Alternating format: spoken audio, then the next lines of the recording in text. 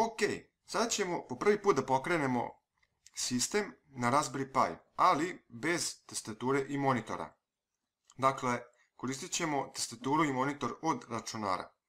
I za to će vam biti potrebno samo napajanje i LAN kabel. Naravno, router i sistem.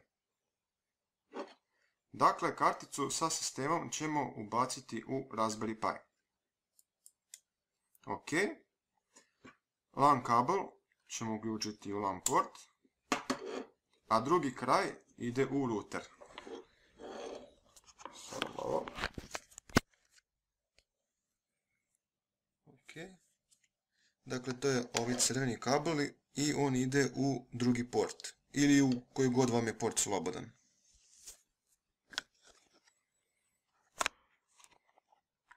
Ok.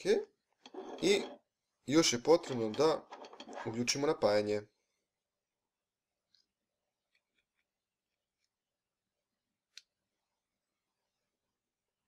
Kao što vidimo, svetli crvena lampica. I uskoro bi trebala i zelena.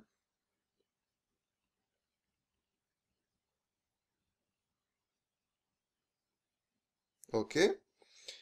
I to je to što se tiče ovog dela. Sad sledi rad na računaru.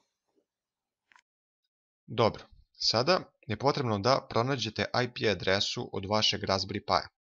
Otvorite podešavanje routera i pronađite ovu tabelu. Sve zavisi od routera do routera gdje će se ta tabela nalaziti. Kod mene konkretno je na interface setup pa u LAN. Pod hostname pronađite Raspberry Pi i njegovu IP adresu. Kopirajte je. Preuzmite jedan program pod nazivom PATI i još jedan program koji će nam biti potreban za grafičko okruženje. Otvorite PATI i pod SSH x11 omogućite tu opciju. Vratite se, nalepite IP adresu i kliknite Open. Ako vam se ovo pojavi, znači da ste se uspješno konektovali na Raspberry Pi.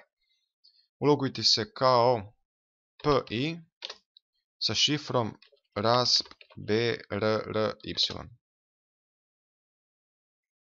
Dobro, uspješno smo se konektovali. Sada instalirajte ovaj drugi program i pokrenite ga. Neće se ništa otvoriti, samo će se smestiti u aktivne servise. Vratite se u komandnu liniju i ukucajte LXCESSION i Enter. Sačekajte. I pokrenuo se Raspberry Pi, to jest grafičko okruženje. I normalno koristite kao na vašem računaru, tastaturu, miš, sve normalno. To bi bilo to za ovaj tutorial. Pozdrav!